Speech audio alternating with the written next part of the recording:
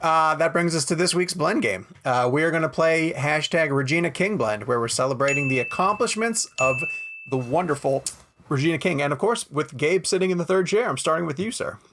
Oh, okay. So my pick was super easy. I don't like doing these. I'm not big on like favorites and bests and stuff. I just, I have to choose my babies. This is like a staple. What do you mean this is a staple of the show? What do you mean you're not a big fan of He doesn't like it. Wasn't this your idea?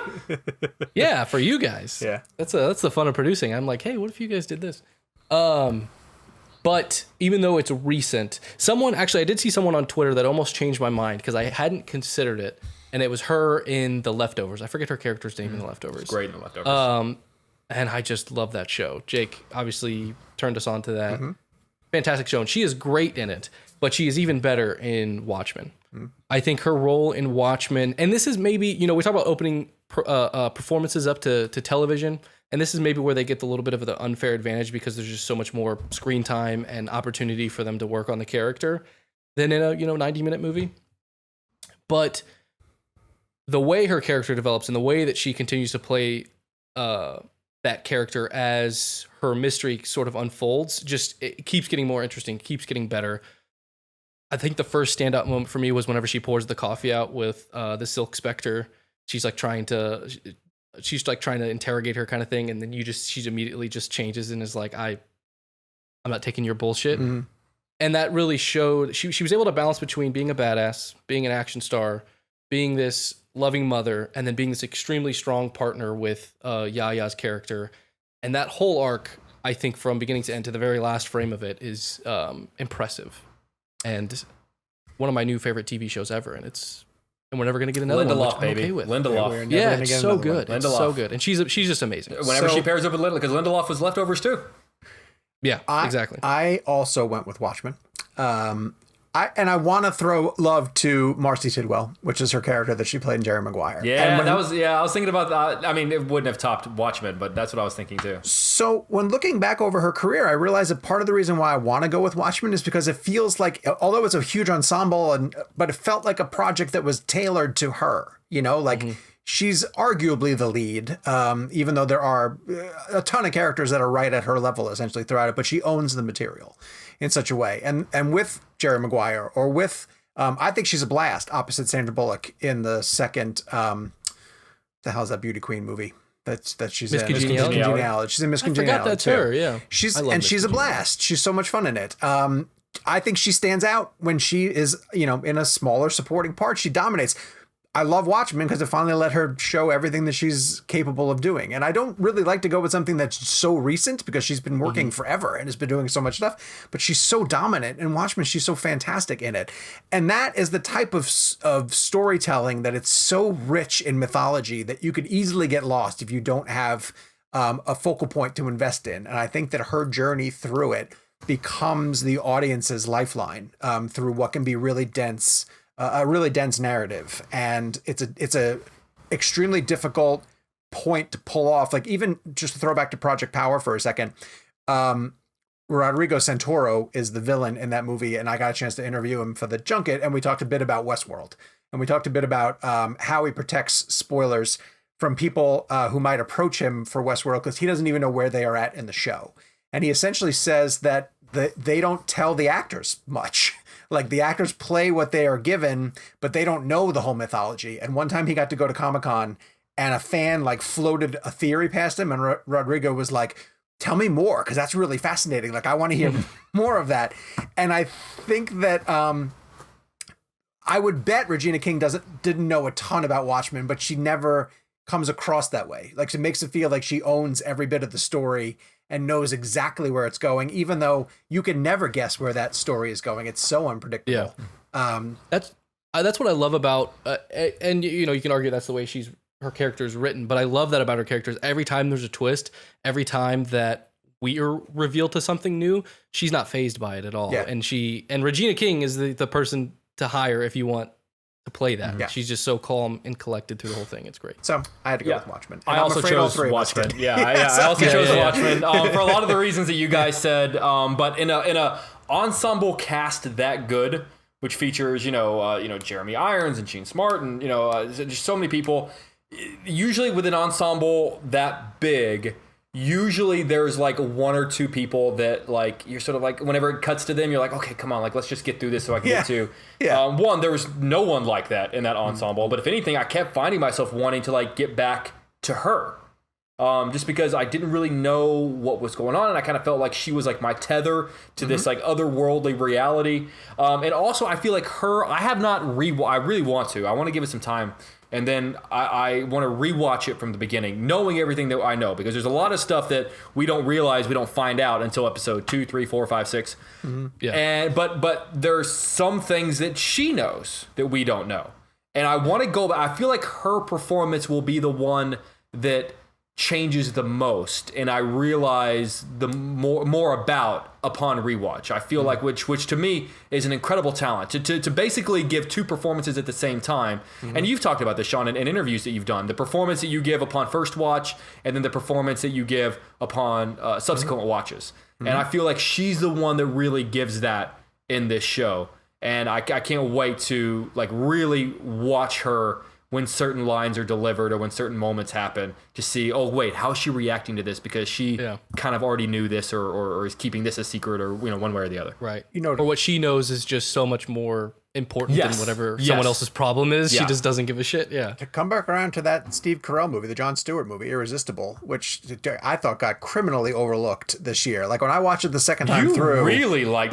way more so than everybody else. Oh my God. When you go back through and watch what everyone else is playing once the reveal of that movie is given, I thought it was a completely different movie. I loved it. Yeah. I think I went back and looked at the box office and it made like $60,000 total. Oh, Jesus. We don't want to jump too far forward because Kevin recorded a blend game. We hope. The tangent of tangents. If it happens. So this is Kevin's pick for hashtag Regina King blend. And on the other side of this, we'll have our pick for next week. So Kev, take it away. All right, hey fellas, so this is going to be a bit of a recency effect thing for me specifically. Lauren and I just finished watching the 9 episodes of Watchmen, so for Regina King blend, I'm going to obviously go with Watchmen only because it's the most recent thing I saw from her, but it's also the best thing I've ever seen her involved in, especially episode 8 of the series, or the season 1. Hopefully they won't do more, but episode 8 specifically was the one where the Dr. Manhattan reveal, the specific moment where, her and Dr. Manhattan are at the bar together, and then the time dialogue specifically about how he's centering his story about where they are in their relationship, and her dialogue on that particular end in that particular scene is just masterful. The way she carries herself in the show, I love the way she walks, the character walks. It's a beautiful character because there's so many layers to her specifically that she captures in such a subtlety, but yet such a badass way. She's a mother taking care of 3 kids who aren't hers or weren't hers to begin with. And the idea of that protection, but also fighting for what she believes in, the storyline with her father, the Will Reeves character. I mean, it really is just a masterful show. And Damon Lindelof, obviously, I know Jake is obsessed with Lost. But for me, this was the perfect vehicle for Regina King to really have a performance that I think is the centerpiece of her entire career. I think it completely encapsulates everything she's amazing at as an actor, from comedy to drama. The way she delivers her dialogue in these sequences is just perfection, and I found her to be absolutely stunningly brilliant in the show. And episode 8 was really the episode that really solidified it for me. For people who haven't seen it, when episode 9 happens, you get even more of her emotional arc specifically, but the whole show is centered around her story and her grandfather's story, and that entire Dr. Manhattan reveal was just mind-blowing to me. For me, this was an easy pick only because it was something I just recently watched. I watched all 9 episodes in a matter of 2 to 3 days with Lauren. My parents are watching it now because I told them how great it was. I know Jake was on this bandwagon way earlier on, but for me, I loved her in Beale Street as well. I think her performance in Beale Street, which she won the Oscar for, was extraordinary. We all know that there's a scene in Beale Street which I think won her the Oscar specifically because because it was so emotional. But Watchmen gives her the capability of having a 9-episode arc, and she gets to take time with the character and breathe with the character. And I found that to be such a luxury as an audience member watching her perform in Watchmen. And I just, to me, it was cool to see someone bring that type of brilliant acting to a quote unquote superhero element of a universe. And this is a show that's rooted in elements of nonfiction, obviously with Tulsa, and there's so many elements to it that are real mixed in with the fiction. And I always find those particular stories to be so fascinating because you have a grounded character like her character in the middle of this entire universe and scope with so many different other performances happening around her. Jeremy Irons is across the universe, you know what I mean? And so all these different performances all come together and have to work to get that finality at the end of episode 9. And, you know, for actors and characters who don't really share screens together, to keep everything intact. And I know that's probably more on the director's side and the writer's side, but to be able to have that focused through line is a really hard thing to do for an actor specifically. Think about Regina King specifically, and having to act across or act not really in scenes with other actors like Jeremy Irons until later on specifically, but I found it to be just a really truly amazing performance, and I think for me it's definitely my favorite performance of hers, Watchmen. Yes. Okay, so we got to do audience picks for Regina King Blend, where we had Jeff Mammon. Oh, look at this. Jeff Mammon said Southland, and Jenna Mammon, so the Mammons are playing along on the Blend Game this week, said her role as Margie Hendricks in Ray. See, I totally forgot she's in Ray. Wow. She's just very good. Paul Marsh, Indy Christina, and Carrie Case all said Jerry Maguire. Michael Breen has her on the short list of the best, most versatile actors and picked Watchmen. And then Chris Folk went with season 2 of The Leftovers. Did no one pick Beale Street? No one picked Beale Street. Someone might have. I might just not have caught it. I'm sure someone. It's another great role. Her Oscar-winning role. Yeah. Yes. Yeah. Although I think she was overdue. She's one of those actors that I think, but she's terrific in Beale Street. So much participation. Again, thank you guys very much. Next week, you can reach out on Twitter. Oh, Jake, you can tell him this. Next week, we're playing #RussellCrowe Hey! So you can let us know your pick via email. Hard.